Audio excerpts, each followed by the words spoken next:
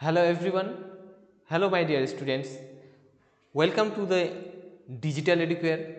আমাদের এডুকেয়ার একাডেমির আমাদের ইউটিউব চ্যানেলে দ্য ডিজিটাল এডুকেয়ারে সবাইকে সুস্বাগতম।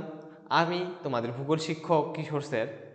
আমি আজকে তোমাদের জন্য দশম শ্রেণীর যে ভারতের ভূগোল পড়ছিলাম তার সেকেন্ড ক্লাস নিয়ে চলে আসলাম। তোমরা অবশ্যই প্রথম ক্লাসটিকে দেখবে, তারপরে এই ক্লাসটিতে জয়েন করবে। তো এর আগের দিন আমরা পড়েছিলাম ভারতের অবস্থান, প্রশাসনিক বিভাগ, তার সঙ্গে সীমানা এবং প্রতিবেশী দেশের যে সীমানাগুলো রয়েছে, সীমানার দৈর্ঘ্য, আরও অনেক ইনফরমেশন তোমাদের কিন্তু আমি প্রদান করেছি, যেগুলো তোমাদের সবার কিন্তু জানা প্রয়োজন। তো আজকে আমরা যেটা পড়ব সেটা হলো যে ভারত আমাদের যে আসমুদ্র হিমাচল উপমহাদেশ, ভারতকে উপমহাদেশ বলা হয় কারণ এর তিন দিক জলভাগ দ্বারা ঘেরা। এবং এই ভারত যে আমাদের দেশ, এই ভারত দেশটা এতই মহান, এতই বড় যে এখানে ভূপ্রাকৃতিক জলবায়ুগত একটা উত্তর থেকে দক্ষিণে একটা বৈচিত্র্য দেখা যায়, যে কারণে আমরা ভারতের ভূগোলটাকে কিন্তু দশম শ্রেণীতে তোমাদের সিলেবাসে যতটুকু আছে সেখানে কিন্তু ভাগ ভাগ করে এর প্রত্যেকটা পার্টকে কিন্তু পড়ব। তো আজকে তোমাদের যেই ক্লাসটি নিয়ে এসেছি সেটা হলো কি ভারতের ভূপ্রাকৃতিক বিভাগগুলো, এবং আজকে আমরা সেই ভূপ্রাকৃতিক বিভাগের মধ্যে প্রথম ভাগটা কিন্তু স্টার্ট করব। দেখো, আজকে আমরা শুরু করব ভারতের প্রাকৃতিক পরিবেশ। এই ভারতের প্রাকৃতিক পরিবেশ পড়ার সময় আমাদের কি করতে হবে? দেখো, ভারতকে আমি প্রথমেই শুরুতেই বললাম যে ভারত এতই বড়, এত বড় একটা দেশ, এর মধ্যে এত ভূপ্রাকৃতিক বৈচিত্র্য যে আমরা একসঙ্গে গোটা ভারতের ভূগোলকে কিন্তু পড়তে পারবো না।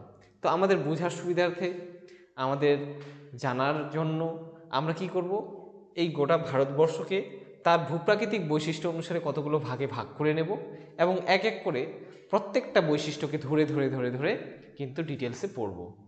দেখো, তোমরা ভারতীয় ইন্ডিয়ান ভারতবাসী হিসাবে ভারতকে আমরা সবাই ভালোবাসি।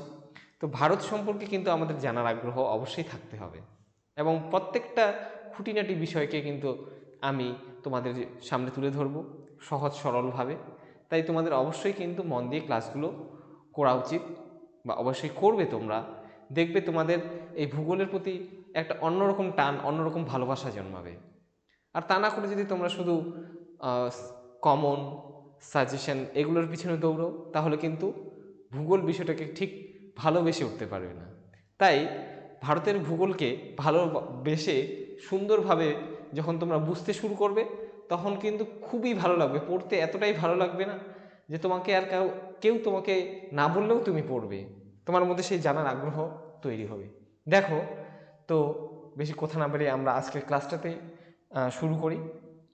তো ভূপ্রাকৃতিগত দিক থেকে ভারতকে আমরা কি করব, ছয়টা ভাগে ভাগ করে নিয়ে, আমরা বলতে এখানে ভূতাত্ত্বিকরা, ভৌগোলিকরা কি ভারতকে ছয় ভাগে ভাগ করে কিন্তু আলোচনা করেছেন। ঠিক আছে, তো এখানে শুরুতে বলি এই ভূপ্রাকৃতিক বিভাগগুলো কি কি। দেখো, এখানে রয়েছে প্রথমেই ভারতের ভূপ্রকৃতি।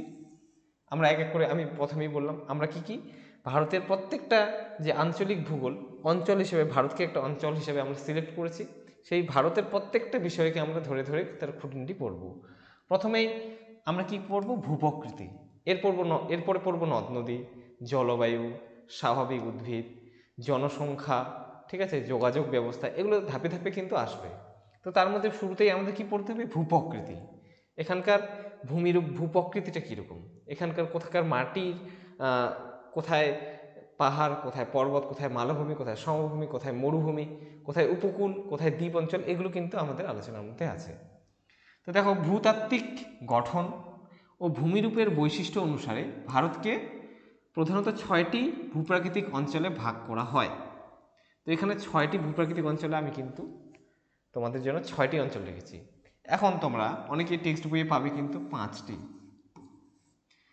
দেখো, এটা নিয়ে কন্ট্রোভার্সি শুরু করে লাভ নেই, শুরুতেই আমি সেজন্য বলে দিই, পাঁচটি ভাগেও ভাগ করে যদি আমরা পড়ি তবু ঠিক, ছয়টি ভাগে ভাগ করে পড়লেও ঠিক। এখন তোমাদের বইয়ে কি জিনিসটা দেখতে পাবে, আমি একটু আলোচনাটা এগিয়ে যাই, আমি বলে দিচ্ছি।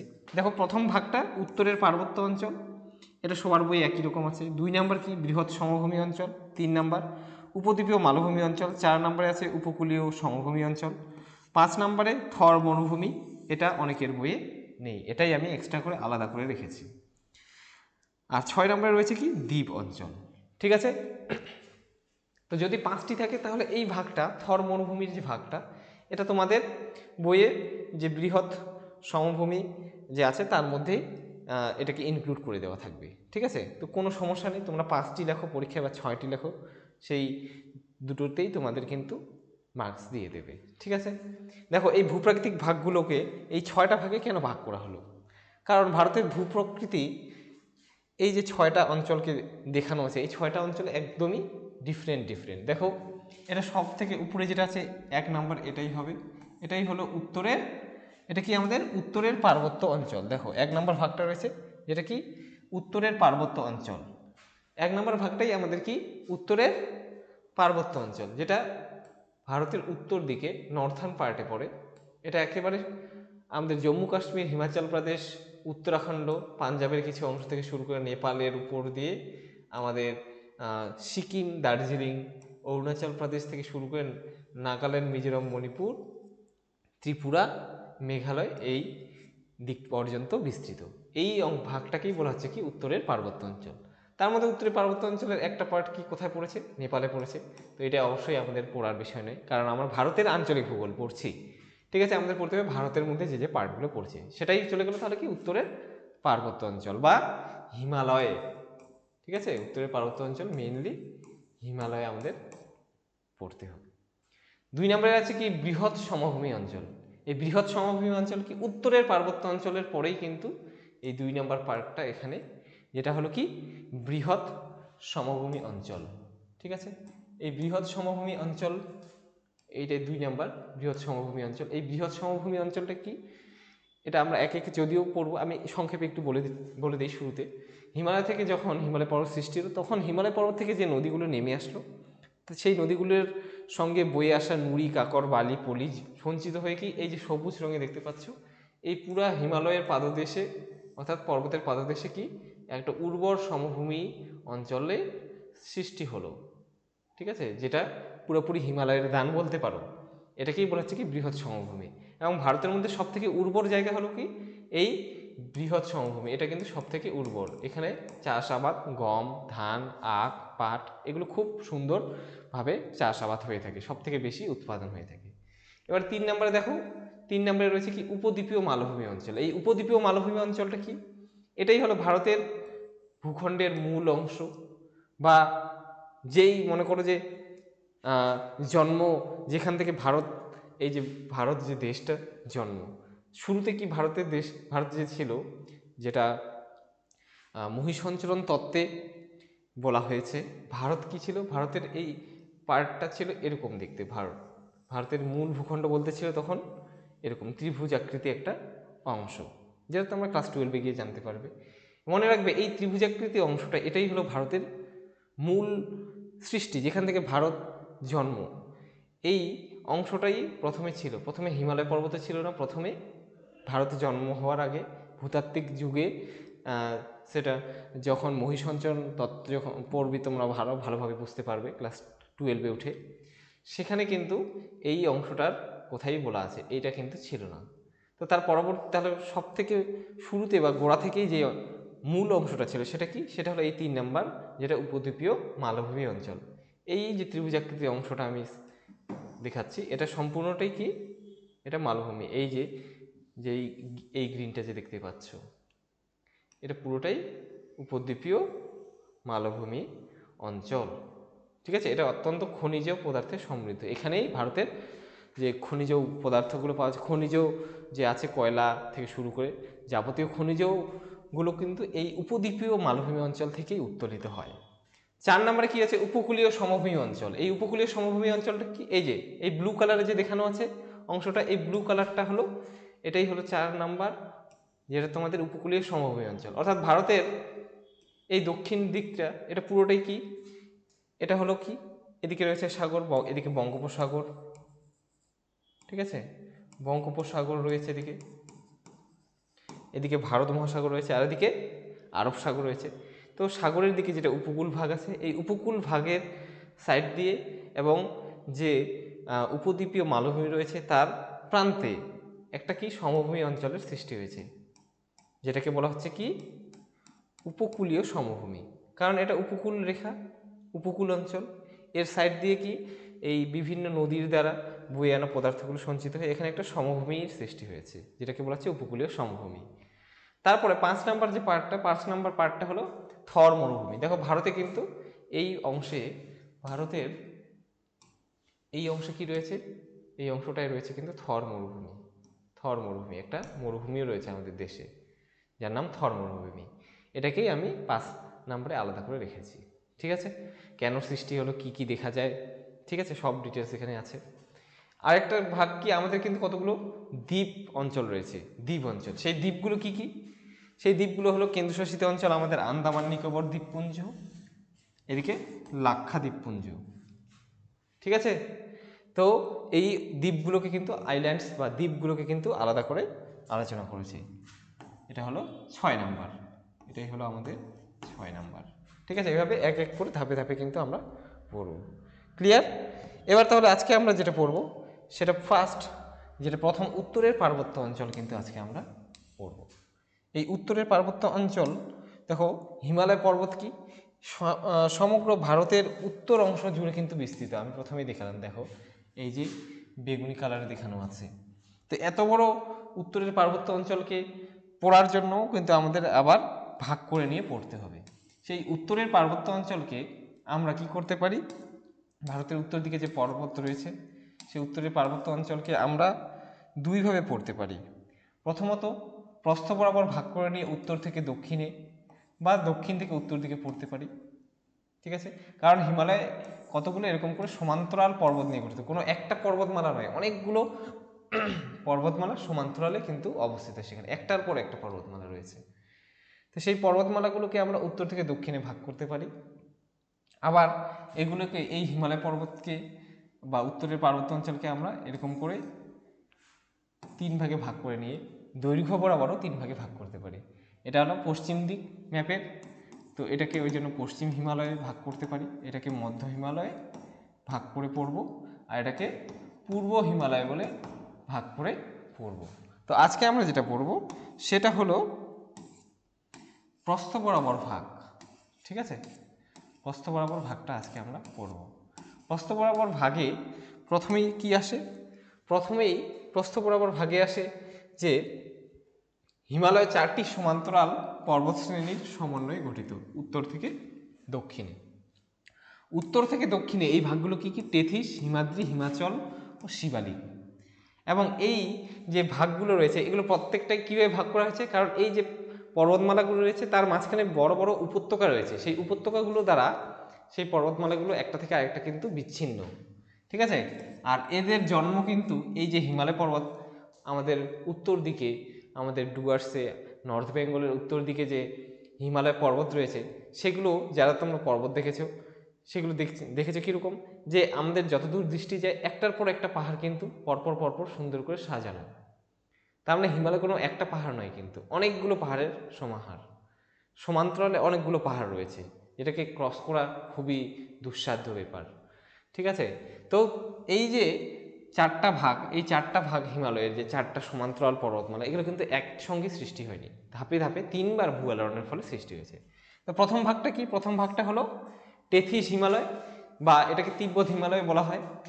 ঠিক আছে, তো টেথিস হিমালয় কেন বলা হয়েছে, কারণ হিমালয় সৃষ্টির আগে ভারতের উত্তর দিকে ওই অংশটা কি ছিল, টেথিস নামে একটা অগভীর সাগর ছিল। সেই টেথিস নামে অগভীর সাগরে পলি সঞ্চিত হয়ে সেই পলিরাশির মধ্যে চাপের ফলে ভাঁজপ্রাপ্ত হয়ে যে ভঙ্গিল পর্বতের সৃষ্টি হয়েছিল, সেটাই তো হিমালয় পর্বত। তো ফার্স্ট টাইম যে পর্বতমালার উত্থান হলো তাকেই বলা হচ্ছে কি টেথিস হিমালয়।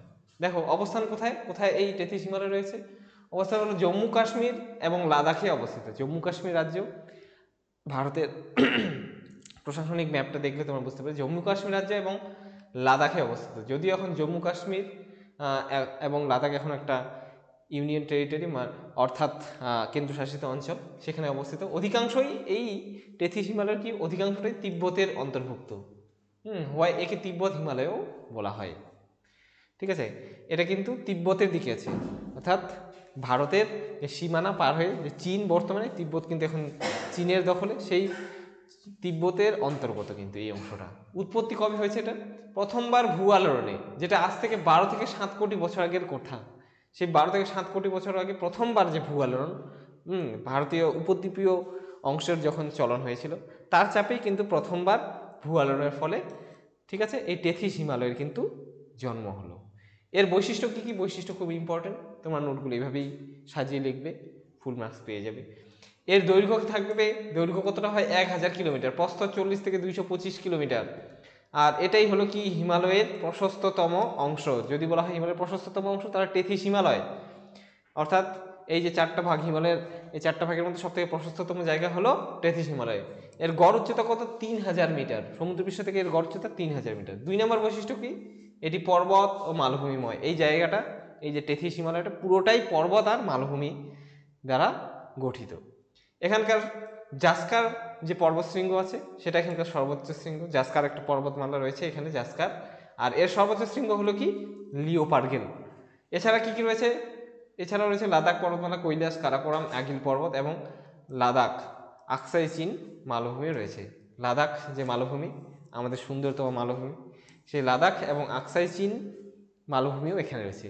লাদাখের ছবি তোমরা সবাই দেখেছো ভিডিওতে, শুটিংয়ে, ঠিক আছে, বিভিন্ন রকম যে কি বলবো ছবি বা তার পাশাপাশি বিভিন্ন রকমের ক্যালেন্ডারেও কিন্তু এর ছবি কিন্তু থাকে। দেখো এখানে তোমাদের বোঝার জন্য কিছু ইন্টারেস্টিং ছবি রেখেছি, যেগুলো হচ্ছে হিমাচল প্রদেশের কুলু মানালির ছবি, এগুলো সবগুলোই, ঠিক আছে। এই যে দেখো, এটা সব, এই সমস্ত জায়গাগুলোই কিন্তু পর্যটন শিল্পের জন্য বিখ্যাত। এখানে সারা বছর ধরে বিভিন্ন সময় পর্যটকরা আসে। খুবই মনোরম পরিবেশ, খুবই খুবই সবাইকে প্রকৃতি, যে প্রাকৃতিক সৌন্দর্য, আমাদের উত্তর দিকে যে হিমালয় পর্বত আছে এত সুন্দর যে সবাই এর আকর্ষণে বারবার ছুটে যায়। কিন্তু সেই মজাদার জিনিসগুলোই কিন্তু আমরা ধাপে ধাপে পড়বো, জানতে পারবো। ভবিষ্যতে তোমরা বিভিন্ন জায়গায় অবশ্যই ট্যুর করবে, এই জায়গাগুলো সম্পর্কে তোমরা তখন কিন্তু সুন্দরভাবে কিন্তু মিলিয়ে নিতে পারবে যে হ্যাঁ আমরা পড়েছিলাম, আজকে ওই জায়গাটায় এসছি বেড়াতে। ঠিক আছে, অবশ্যই ভালো করে কিন্তু ভারতের ভূগোল পড়ো। এবার 2 নম্বরে রয়েছে কি? 2 নম্বর আমরা দেখলাম কি হিমাদ্রি বা হিমগিরি বা উচ্চ হিমালয়। দেখো উচ্চ হিমালয় বলা হয়েছে। দেখো অবস্থানটাকে পড়ে নিই। অবস্থান কি? টেথিস হিমালয়ের দক্ষিণে এবং হিমাচল হিমালয়ের উত্তরে অবস্থিত। জম্মু, এটা হবে জম্মু ও কাশ্মীর এবং লাদাখ, হিমাচল প্রদেশ, উত্তরাখণ্ড, সিকিম ও অরুণাচল প্রদেশে এই হিমাদ্রি, হিমগিরি বা উচ্চ হিমালয়কে দেখা যায়। ভারতের যে এই রাজ্যগুলো রয়েছে এবং জম্মু কাশ্মীর যে কেন্দ্রশাসিত অঞ্চল রয়েছে লাদাখে, এখানে যে পর্বতমালাগুলো দেখা যাবে এগুলো সবগুলোই কি? সবগুলোই হচ্ছে হিমাদ্রি বা হিমগিরি বা উচ্চ হিমালয়ের অংশ। তো নাম থেকে বোঝা যাচ্ছে এটা সব থেকে উঁচু পার্ট ভারতের, হিমালয়ের উচ্চতম পার্ট। তো এটা কোথায় রয়েছে? ওই যে বললাম নেপালেও বিস্তৃত। তো নেপালে এর নাম কি? মহাভারত লেক। নেপালে এর নাম মহাভারত লেক, যেটা কি আমাদের এখানে হিমাদ্রি বা হিমগিরি বা উচ্চ হিমালয়। ঠিক আছে। উৎপত্তি কবে হয়েছে? টেথিস হিমালয়ের সঙ্গে প্রথম ভূ আলোড়নে এর উৎপত্তি হয়। যখন টেথিস হিমালয়, অর্থাৎ 12 থেকে 7 কোটি বছর আগে যখন টেথিস হিমালয়ের জন্ম সৃষ্টি, তখনই কিন্তু হিমাদ্রি বা হিমগিরি বা উচ্চ হিমালয়ের সৃষ্টি। বৈশিষ্ট্য কি? এটি হিমালয়ের উচ্চতম অংশ।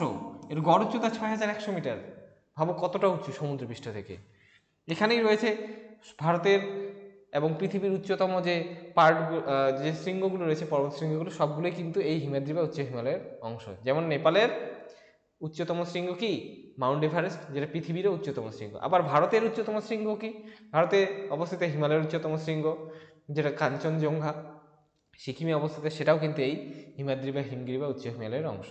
দেখো এর বিস্তার কি? নাঙ্গা পর্বত থেকে নামচা পর্বত পর্যন্ত 2400 কিমি দীর্ঘ। আমি ম্যাপে এগুলো দেখাবো আবার তোমাদের, চিন্তা নেই। এবং এর প্রস্থ কত?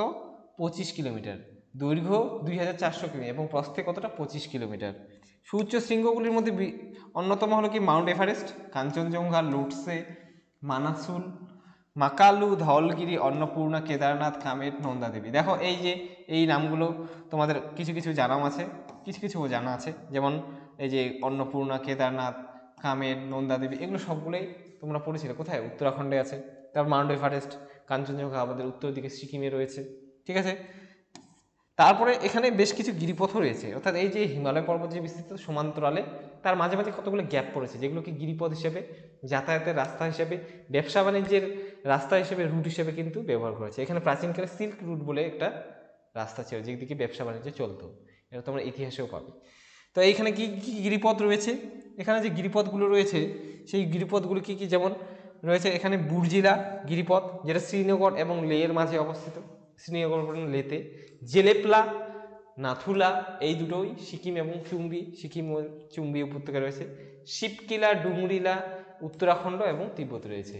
দেখো এখানে এগুলোই কিন্তু ম্যাপ পয়েন্টিংয়েই চলে আসবে, এগুলোই হচ্ছে উচ্চতম শৃঙ্গ এবং গিরিপথ, এগুলোই ম্যাপ পয়েন্টিংও থাকে। ঠিক আছে, বোঝা গেল। এরপরে দেখো, এরপরে তোমাদের দ্বারাও আগে একবার ম্যাপটা দেখিয়ে নিই, কারণ অনেকক্ষণ থেকে শুধু তোমরা শুনছো গল্প।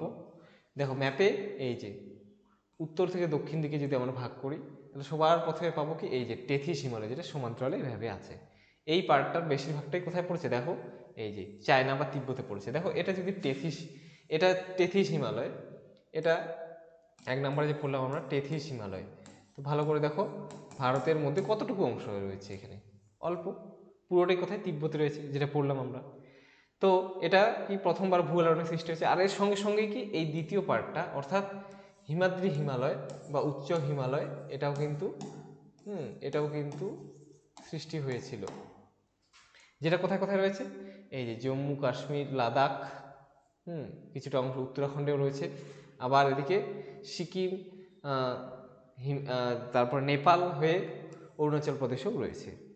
ঠিক আছে, বোঝা গেল, এটাই আমি তোমাদের বললাম।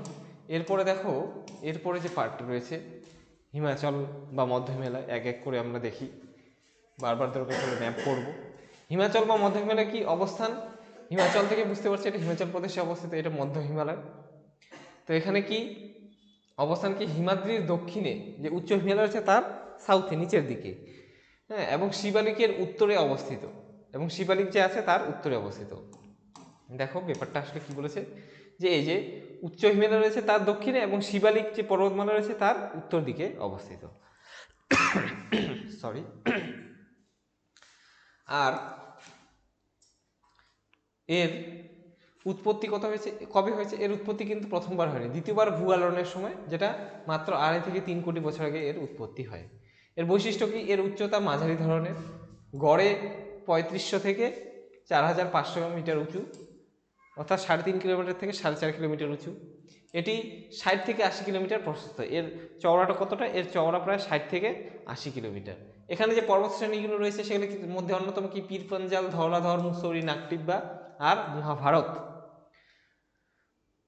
এরপরে উপত্যকা, এখানে কতগুলো উপত্যকা রয়েছে, উপত্যকা, নদ নদী, যে প্রাকৃতিক ভূগোল আমি পড়িয়েছি সেখানে কিন্তু উপত্যকা সম্পর্কে ডিটেলসে বলেছি, তোমরা ওখানে চ্যানেলের প্লেলিস্ট থেকে অবশ্যই দেখে নেবে।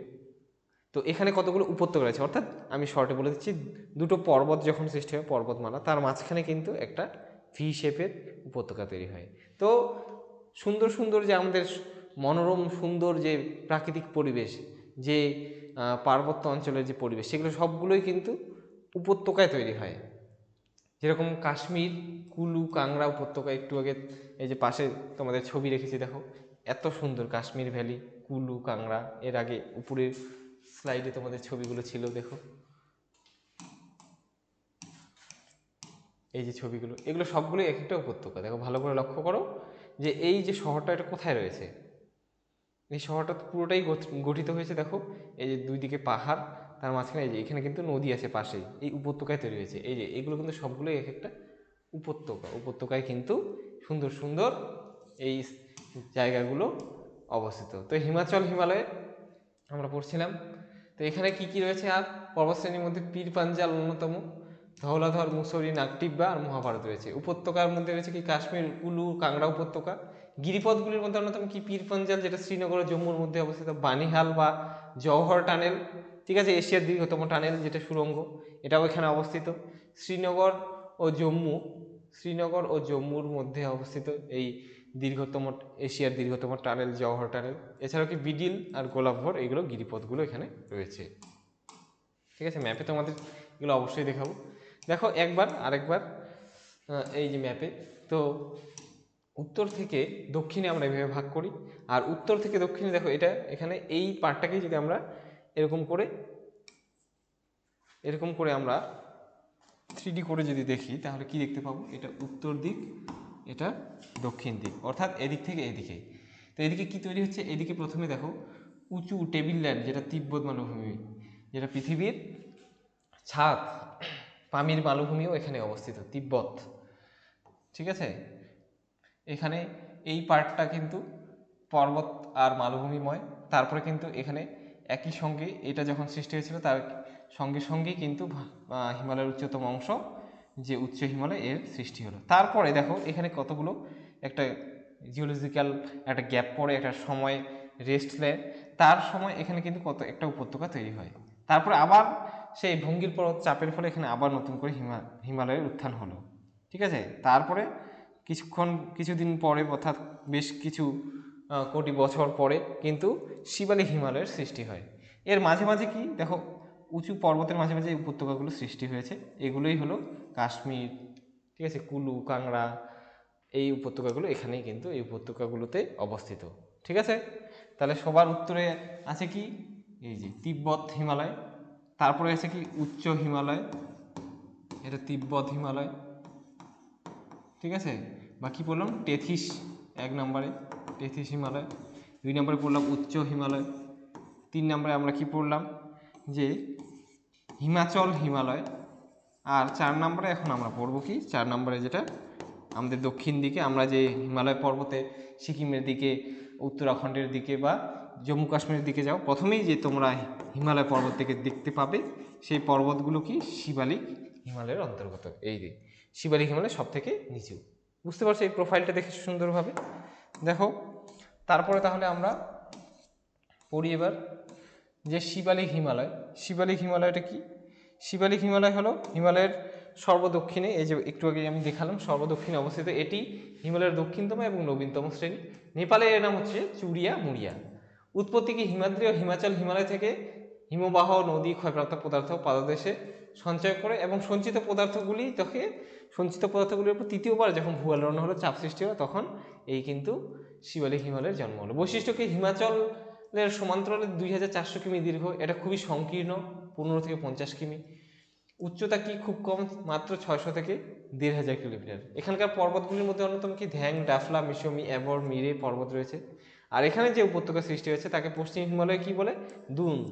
আর পূর্ব হিমালয় কি বলা হয়, দুয়ার বলা হয়। এটাও শর্ট প্রশ্ন, ইম্পর্টেন্ট। যেমন হচ্ছে পশ্চিম হিমালয়ে যে দুন বলা হয় উপত্যকাগুলোকে, তার মধ্যে অন্যতম হচ্ছে দেরাদুন, সুন্দরতম একটা উপত্যকা, যেটা ভারতের বৃহত্তম দুন। এছাড়া রয়েছে চৌখাম্বি, কোটা, পাটলি আর চুম্বি উপত্যকা। আর একটা তোমাদের জানার জন্য বলে দিই, যেটা এখানে লিখিনি, পূর্ব হিমালয় যেগুলো দুয়ার নামে পরিচিত, তার উদাহরণ হলো আমাদের উত্তরবঙ্গের আলিপুর দুয়ার। ঠিক আছে, দেখো কি সুন্দর করে মিলে গেল, নামের সঙ্গে কিভাবে মিলে গেল।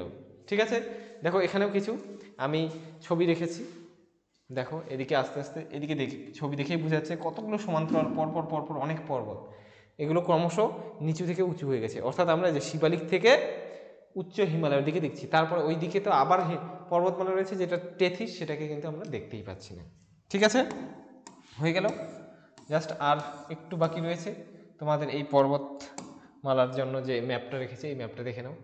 এখানে এই যে হিমালয় পর্বতমালা, দেখো এখানে যে আমি গিরিপথগুলোর কথা বললাম, দেখো মাঝে মাঝে কিন্তু কি রয়েছে, বড় বড় গ্যাপ রয়েছে গিরিপথগুলোর মাঝে, পাহাড়গুলোর মাঝে, এইগুলোই হলো কি গিরিপথ। এগুলোই কিন্তু গিরিপথগুলো এখানে রয়েছে, যেগুলো আমাদের পড়তে হবে। এখানে কিন্তু বেশ কিছু গিরিপথ রয়েছে। ঠিক আছে, জেলেপলা, নাথুলা, এগুলো আমি তোমাদের জন্য এক্সট্রা আবার কিছু ম্যাপ পয়েন্টিং টিপস নিয়ে চলে আসবো, সেখানে তোমাদের ক্লিয়ার করে দেবো। ঠিক আছে, ক্লাসটা অনেকটাই লং হয়ে গেল, তো আজকে আর বেশি কথা বাড়াচ্ছি না। তো তোমাদের ক্লাসটা কীরকম লাগলো অবশ্যই জানাও, আর অবশ্যই আমাদের দ্য ডিজিটাল এডুকেয়ার চ্যানেলের সঙ্গে যুক্ত থাকো, তোমাদের বন্ধু বান্ধবের মধ্যে ছড়িয়ে দাও, এবং অবশ্যই কমেন্ট করে তোমাদের ফিডব্যাক জানিও কীরকম লাগছে ক্লাস। তো আজকে এই পর্যন্তই, দেখা হচ্ছে পরবর্তী ভূপ্রকৃতির পরবর্তী পার্টটা নিয়ে। তো ততক্ষণ পর্যন্ত সবাই এডুকেয়ার দ্য ডিজিটাল এডুকেয়ার চ্যানেলের অন্যান্য ভিডিওগুলো ফলো করো, দেখতে থাকো, সঙ্গে থাকো। Thank you.